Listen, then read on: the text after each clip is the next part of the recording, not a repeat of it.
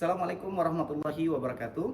Perkenalkan, saya Aminuddin Hamdad, SDMM, merupakan dosen di Institut Bisnis dan Keuangan Nitro, dan saat ini saya berada di program Studi Manajemen Retail Fakultas Bisnis dan Keuangan. Saya saat ini sedang mengajar beberapa mata kuliah, salah satu di antaranya adalah mata kuliah Akuntansi Manajemen yang memiliki bobot sebanyak 3 SKS. Mata kuliah akuntansi manajemen pada umumnya ditempuh oleh mahasiswa pada semester 4 yang dimana memiliki prasyarat yaitu harus wajib mata kuliah akuntansi biaya. Mata kuliah akuntansi manajemen merupakan mata kuliah yang mengajarkan konsep pemanfaatan dan perekayasaan akuntansi manajemen seperti melakukan perhitungan, penyajian, dan analisa informasi akuntansi manajemen, serta mampu membuat ataupun menyusun informasi yang digunakan manajemen perusahaan, dalam hal ini manajer, baik dalam perencanaan, pengendalian, dan pengambilan keputusan. Tentunya dalam melakukan pengajaran akuntansi manajemen, saya menggunakan metode DIA, yaitu Delivery, Interaction, dan juga Assessment. Metode delivery merupakan metode bagaimana saya menyampaikan ataupun mentransfer pengetahuan kepada mahasiswa dengan memperhatikan aspek-aspek yang ada di capaian pembelajaran program studi, yaitu aspek sikap, aspek keterampilan umum, aspek keterampilan khusus, dan aspek pengetahuan. Di antara capaian pembelajaran program studi tersebut untuk mata kuliah akuntansi manajemen, yaitu di keterampilan umum, yaitu mahasiswa mampu menunjukkan kinerja mandiri dengan yang bermutu dan terukur. Kemudian juga masih pada keterampilan umum, yaitu mampu mengambil keputusan secara tegas dalam konteks penyelesaian masalah di bidang keahliannya berdasarkan analisis informasi dan data. Demikian pula pada aspek keterampilan khusus, diantaranya yaitu mampu menyelesaikan masalah rutin fungsi manajemen, yaitu perencanaan, kemudian pengorganisasian, pengarahan, dan juga pengendalian. Kemudian masih di keterampilan khusus, yaitu mampu menyelesaikan masalah rutin dalam bidang perbankan, pemasaran, pelayanan, analisis perbankan, dan wirausaha perbankan dengan kaidah yang berlaku. Sama halnya pada aspek pengetahuan, diantaranya yaitu menguasai konsep teori ilmu manajemen secara mendalam dan mengaplikasikannya pada berbagai tipe organisasi di tingkat lokal, nasional, maupun global. Kemudian pada aspek masih di aspek pengetahuan, yaitu menguasai konsep dasar kebijakan manajemen fungsional dan dapat diimplementasikan sesuai dengan perkembangan ekonomi, bisnis, teknologi informasi secara fleksibel. Tentunya pada mata kuliah akuntansi manajemen ini, capaian pembelajaran lulusan yaitu harus pertama di CPMK-nya harus memahami dan menjelaskan fungsi manajemen serta menjelaskan konsep daripada informasi akuntansi. Kemudian yang kedua, memahami konsep biaya, pembebanan, dan perilaku biaya, serta memahami cara pengukuran biaya. Kemudian CPMK yang ketiga yaitu mampu melakukan analisis terhadap kinerja manajemen. Dan CPMK yang terakhir adalah mampu melakukan analisis dan perencanaan serta mampu melakukan evaluasi terkait kelayakan investasi dan target investasi. Tentunya dalam metode delivery ini menggunakan media-media yang difasilitasi oleh kampus, dan juga kadang kami selain tatap muka melakukan hybrid baik melalui Zoom meeting maupun Google Meet. Kemudian konsep yang kedua atau metode yang kedua yang kami gunakan dalam pengajaran yaitu interaction. Interaction di sini adalah bagaimana bukan hanya dosen sebagai memaparkan materi, tetapi kami menerapkan sistem SLC, yaitu Student Learning Center. Student Learning Center ini adalah metode pembelajaran di mana kami menjadikan mahasiswa sebagai objek pembelajaran agar lebih belajar mandiri, aktif, kreatif, dan tentunya inovatif.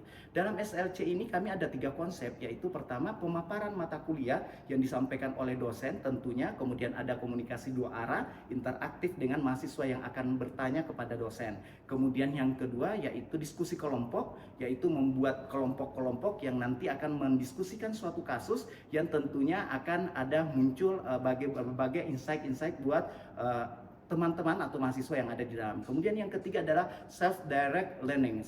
Self-direct learning ini di sini adalah bagaimana saya selaku dosen memberikan tentunya tugas-tugas baik dalam bentuk resume ataupun merangkum materi yang telah disampaikan maupun tentunya tugas-tugas lainnya.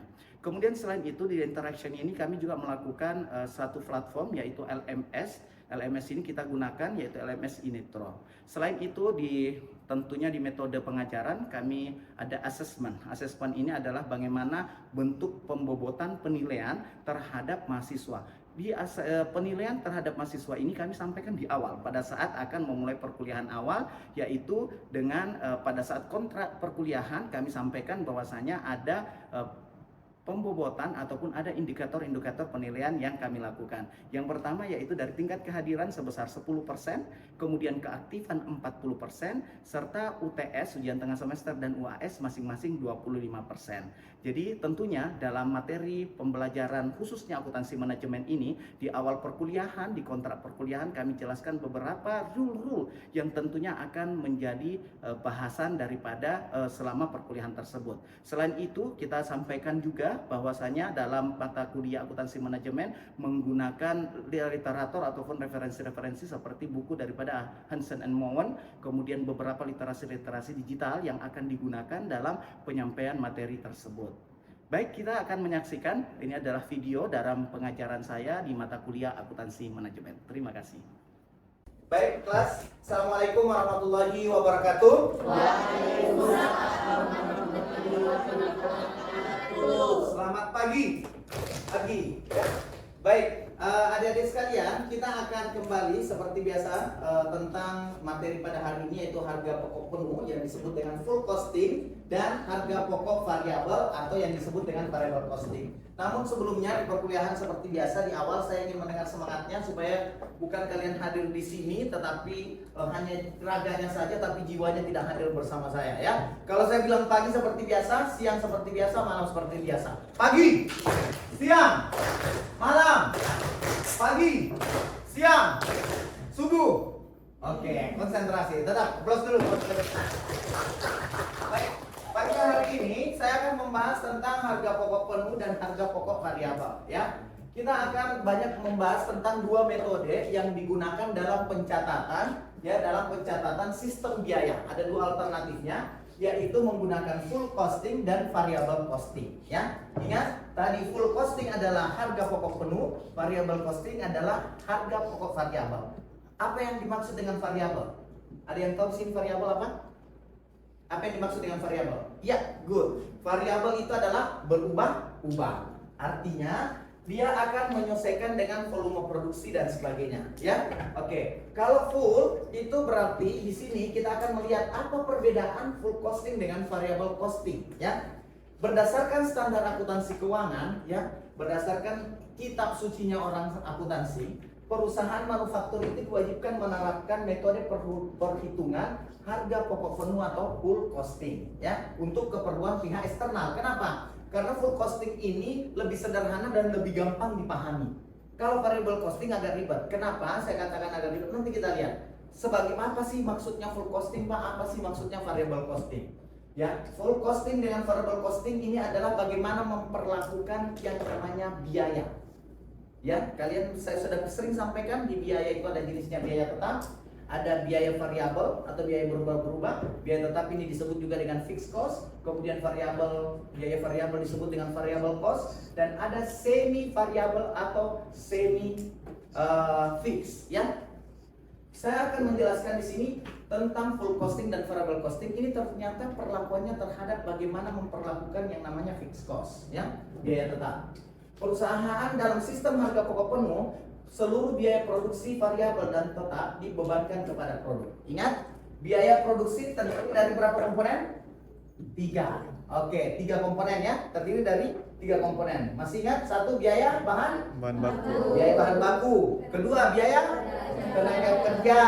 Oke, good. Yang ketiga, biaya overhead pabrik. Ini adalah 3 komponen daripada yang disebut biaya produksi. Biaya bahan baku, raw material cost. Biaya tenaga kerja, labor cost. Dan yang terakhir adalah overhead pabrik atau disebut dengan overhead factory cost. Biaya overhead pabrik. Yang dimaksud di sini adalah harga pokok penuh seluruh biaya produksi variabel dan tetap dibebankan kepada produk. Nanti kita lihat seperti apa contohnya. Kemudian di dalam sistem harga pokok variabel hanya biaya produksi variabel yang dibebankan kepada produk. Jadi ada 2. Ini terkait mengenai bagaimana biaya produksi memperlakukan terhadap biaya-biaya tersebut, ya.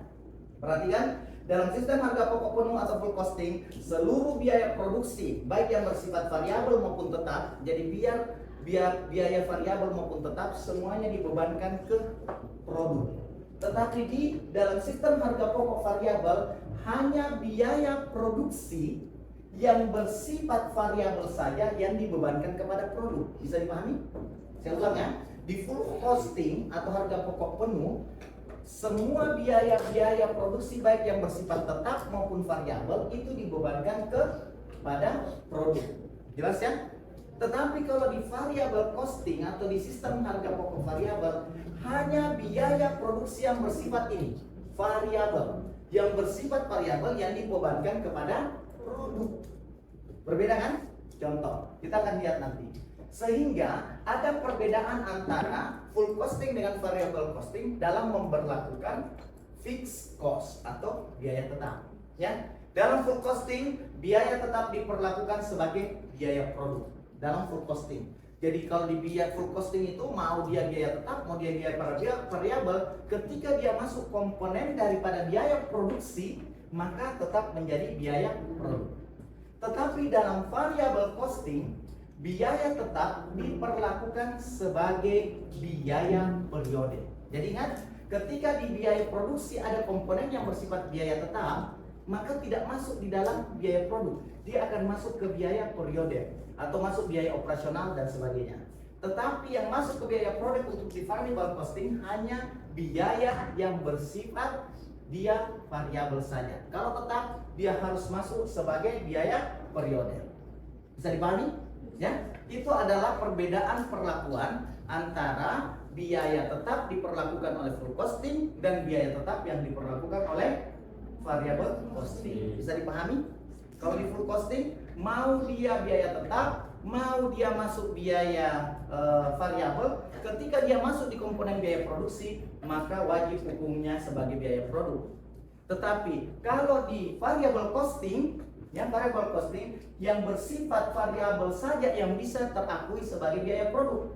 Bagaimana perlakuannya Pak apabila ada biaya tetap? Maka biaya tetap harus masuk ke biaya periodik di bawahnya. Oke guys, bisa dipahami ya? Baik. Sebagai konsekuensi karena adanya perbedaan terhadap biaya tetap, maka sebagai konsekuensi terdapat perbedaan perlakuan terhadap biaya tetap, maka jumlah laba periode yang dilaporkan dalam keuangan ini boleh jadi berbeda. Ya, jadi kalau ada data keuangan di full costing dilaporkan menggunakan full costing, kemudian satunya dilaporkan menggunakan variable costing, sudah pasti tentunya ada perbedaan dalam pelaporan jumlah laba periode. Ya, ada perbedaannya. Bermasalah tidak? Tidak masalah. Ya, yang jelasnya, yang pada umumnya dilaporkan ke pihak eksternal itu adalah yang menggunakan full costing, ya, berdasarkan standar akuntansi keuangan. Bisa dipahami sampai sini guys? Bisa ya? Ya. Jadi full costing ini memperlakukan biaya tetap itu yang kalau memang dia masuk ke biaya komponen biaya produksi ya masuk sebagai biaya produk, gitu ya. Nah, kalau di variabel ini dia lebih spesialkan. Yang bisa masuk ke dalam variable costing hanya yang bersifat variabel saja dari komponen biaya produksi.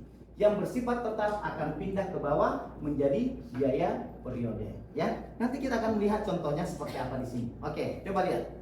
Data produksi dan keuangan PT XYZ. Ya, persediaan awal 0, nihil. Produksinya 10.000 unit. Ya, jadi dia produksi 10.000 unit nih. Penjualannya ternyata ada 8.000 unit. Berarti kalau penjualan 8.000 unit, ada berapa sisanya yang tidak terjual pada bulan Januari? 2.000. Dengan harga jualnya Rp300 per unit. Rp300 per unit. Biaya administrasi dan penjualan yang bersifat variabel Rp10 per unit. Ingat ya, variabel itu biaya yang berubah-ubah berdasarkan berapa jumlah kapasitas yang diproduksi. Jadi biaya administrasi dan penjualan variabel Rp10 per unit. Biaya administrasi dan penjualan tetap Rp100.000. Ini adalah data biaya produksi produk jadi. Di sini kita akan melihat bagaimana perbedaan dalam penyusunan laporan laba rugi ya yang berada pada contoh yang ada di sini ya. Kita coba lihat ya pada laporan yang menggunakan variable costing. Kita masuk ke contoh laporan variable costing ya. Penjualannya adalah 8.000 ya kan, sesuai dengan sesuai dengan yang ada di sini ya, 8.000 penjualannya. Kemudian dengan harga jual Rp300 per unit. Berarti penjualannya 8.000 kali 300 atau 10.000 kali 300? 8.000. Kita lihat, penjualan 8.000 kali 300 dapatnya 2.400.000. Ingat yang penjualan bukan produksi. Kemudian setelah itu akan dikurangi dengan biaya-biaya variabelnya. Biaya-biaya variabelnya yaitu 1.600.000. Pertanyaannya, dari mana angka 1.600.000 ini ya? Saya kasih gambaran dulu buat adik-adik sekalian bahwasanya sekali lagi biaya produksi itu komponennya terdiri dari biaya bahan baku, biaya tenaga kerja, dan biaya overhead pabrik ya, BOP. Biaya bahan baku, biaya tenaga kerja, dan BOP. Biasanya di biaya bahan baku ini terdapat komponen lagi ataupun ada yang bersifat BOP yang bersifat variabel dan ada yang bersifat fix. BOP-nya ada yang bersifat variabel dan bersifat fix. Coba kita kerjakan yang full costing dulu ya. Bapak coba perlihatkan dulu yang bersifat full costing. Ya, saya coba matikan ini dulu ya. Kemudian saya coba kerjakan yang full costing. Kita lihat ya, full costing dengan pertanyaannya seperti ini. Produksinya 10.000, penjualannya 8.000. Kita kerjakan sama-sama. Berarti penjualan berapa? Penjualan itu sama dengan 8.000 kali 300 rupiah. Sama dengan 2.400.000. Ini penjualan. Ini kita pakai full costing.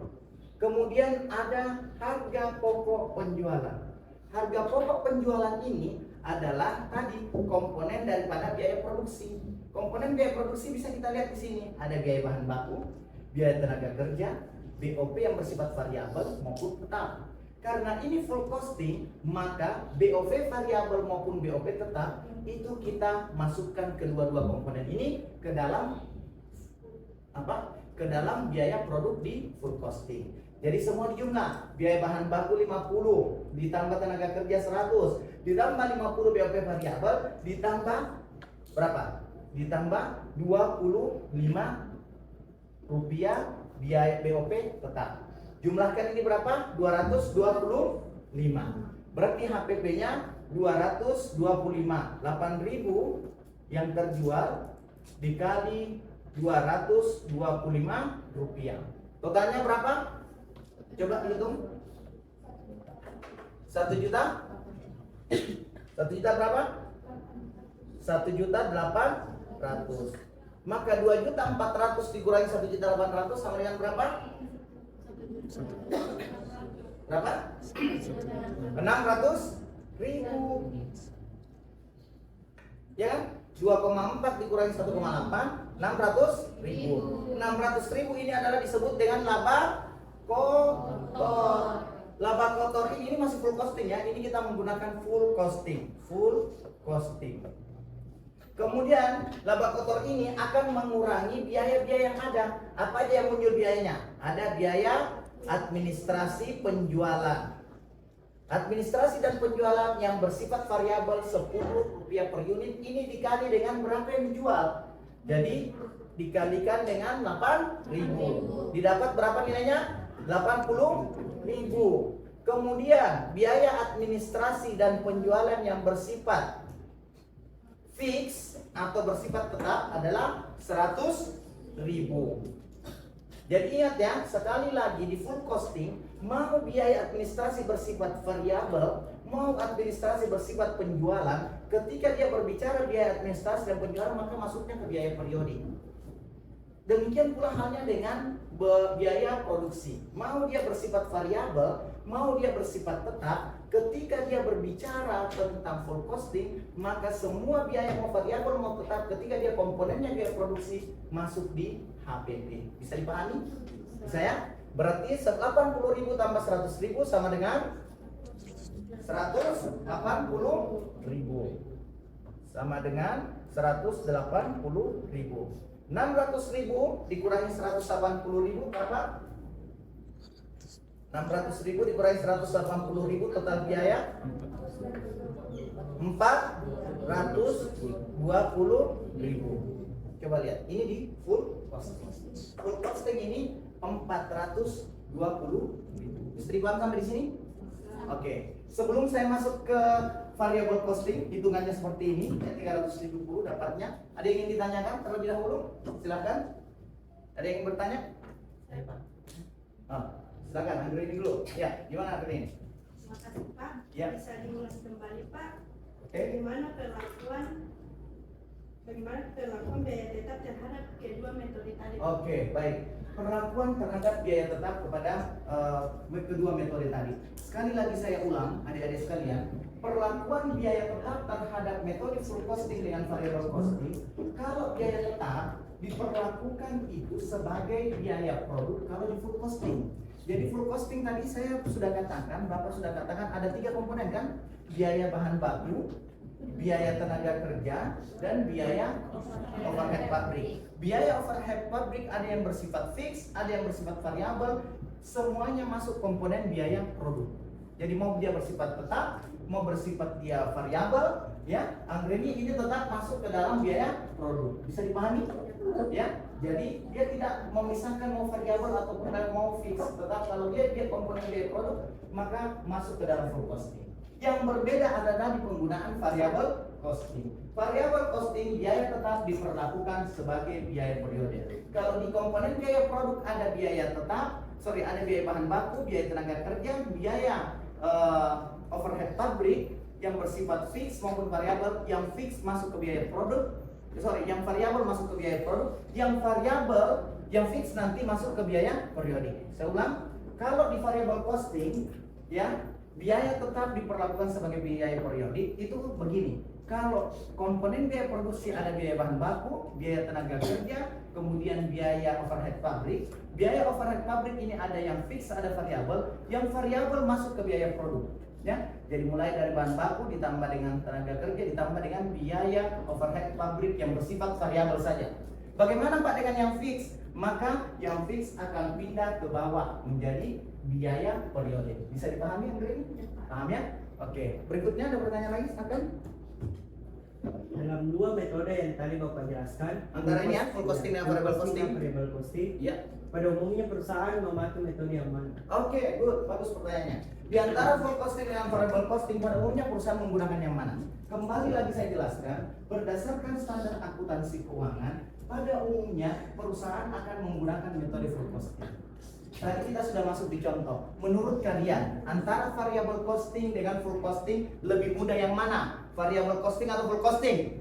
Untuk membacanya, di antara 2 contoh tadi, antara variable costing setelah hitungannya dengan full costing, lebih mudah mana kalian baca? Full costing atau variable costing? Full costing. Secara naluri kalian menjawab full costing. Maka pada umumnya yang digunakan oleh perusahaan adalah menggunakan full costing. Oke? Gitu ya? Ada yang ditanyakan lagi? Saya Pak. Oke? Apa pertanyaannya? Silakan. Ihsan ya? Iya Pak. Ya San, gimana San? Saya itu Pak, bagaimana perhitungan terhadap persediaan akhir Pak? Persediaan akhir. Good. Ihsan bertanya bagaimana perhitungan persediaan akhir. Jadi di akhir materi ini, di awal ini saya tidak berbicara tentang persediaan akhir. Kalau kalian lihat contoh ini, persediaan awal ataupun persediaan akhirnya tidak ada. Persediaan awalnya saja nihil ya. Tapi nanti akan ada soal yang saya akan share. Soal ini akan berbicara ada persediaan akhir. Persediaan akhir itu muncul adalah ketika yang diproduksi pada bulan ini 10.000, ternyata yang terjual itu hanya 60.000. Muncul tidak persediaan akhir? 6.000.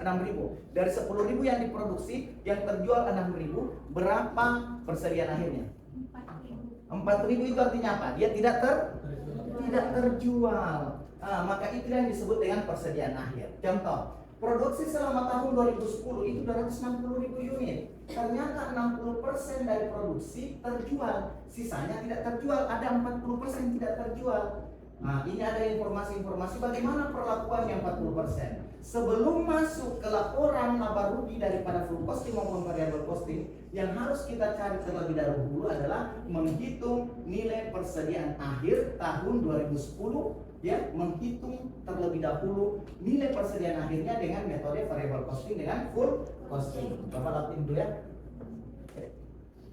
Seperti apa? Kalau poin B, saya yakin kalian sudah bisa mengerjakan. Coba kita lihat, ya. Produk yang terjual 60% dari 260.000 unit yang diproduksi. 156.000 unit, guys. Ini yang terjual. Sisanya berapa? Ada 104.000 unit yang tidak terjual. Maka inilah yang ditanyakan oleh Ihsan, bagaimana Pak perlakuan terhadap 104.000 unit ini? Maka cara perhitungannya adalah memasukkan nilai bahan baku, tenaga kerja, BOP yang bersifat variabel, ini khusus metode variable costing ya. Kemudian dijumlahkan, maka didapatlah 145 juta harga produksi. Di mana Pak diambil biaya bahan baku, tenaga kerja dan BOP? Dari kasusnya, dari soalnya. Biaya bahan baku 70.000, tenaga kerja 30.000, BOP yang bersifat variabel 45.000. Ingat ya, ketika variable costing BOP tetap tidak dihitung, dimasukkan di dalam menghitung nilai persediaan. Oke, kita lihat. 70.000 tambah 30.000 tambah 45.000 sama dengan 145 juta. Harga pokok produksi per unit 145 juta dibagi berapa yang diproduksi, didapatlah harga untuk memproduksi satu produk itu Rp558. Nilai persediaan akhir tahun 2010 adalah 104.000 unit. Dari mana 104.000 unit kira-kira? Dari mana 104.000 unit? Dari persediaan akhir tadi ya, yang 40% ya. Ini dikali 558, nilainya 58 juta. Bisa dipahami San? Ya, tidak ada BOP tetap perlakuannya di sini pada saat menghitung persediaan akhir. Kita coba lihat, Pak, bagaimana kalau begitu untuk menghitung nilai persediaan akhir pada metode pada metode full costing. Kita lihat kalau full costing. 70 juta ditambah 30 juta ditambah 45 juta, ingat, ditambah 15 juta. Ingat ya, kalau di full costing mau dia variabel mau dia tetap, masuk tetap sebagai biaya produk. Jumlahkan ini semua dapat 160 juta. 160 juta harga pokok produksi dibagi berapa jumlah yang diproduksi? 260.000 unit. Maka didapatlah 615 per unit. 615 per unit dikali berapa? Dikali berapa? 104.000. Apa nih 104.000 unit? Apa? Itu adalah nilai persediaan akhir yang 40%. Maka 104.000 unit kali 615, 64 juta. Bisa dipahami San? Ya, jadi saya langsung kasih kasus supaya kalian lebih paham. Maka berbeda kan perhitungan antara metode full costing dan juga variable costing dalam perhitungan atau perlakuan terhadap persediaan akhir. Bisa dipahami guys? Bisa ya? Oke, baik. Baik, jadi sekali lagi sebagai kesimpulan pada pada pagi hari ini, ya, bagaimana perlakuan apabila penggunaan full costing dan variable costing, intinya adalah pada ini. Biaya tetap. Anggreni sudah menanyakan bagaimana perlakuannya Pak biaya tetap menggunakan full costing dengan variable costing, ya. Kemudian tadi ada yang bertanya bagaimana dengan persediaan akhir dan sebagainya. Paham semuanya? Paham ya? Oke, baik. Sebagai tugasnya nanti saya akan share ke adik-adik sekalian dalam bentuk tugas, kemudian kasus yang sama, kemudian silahkan nanti dikerjakan dari tugas tersebut. Kira-kira bagaimana penyelesaiannya, ya? Bagaimana penyelesaiannya? Dan sekali lagi alasan utama masih digunakannya metode harga pokok variabel itu karena laba menurut full costing dipengaruhi oleh volume produksi. Sedangkan variable costing tidak demikian. Variable costing lebih baik dalam memberi sinyal berkaitan dengan kinerja. Jadi kalau variable costing itu lebih bagus untuk internal. Kalau untuk eksternal dibaca oleh umum maka sebaiknya pakai full costing. Oke, saya rasa cukup sampai di sini.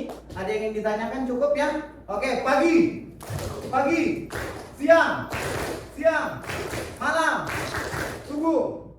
Oke guys, thank you, terima kasih. Kita akan ketemu lagi minggu depan. Assalamualaikum warahmatullahi wabarakatuh.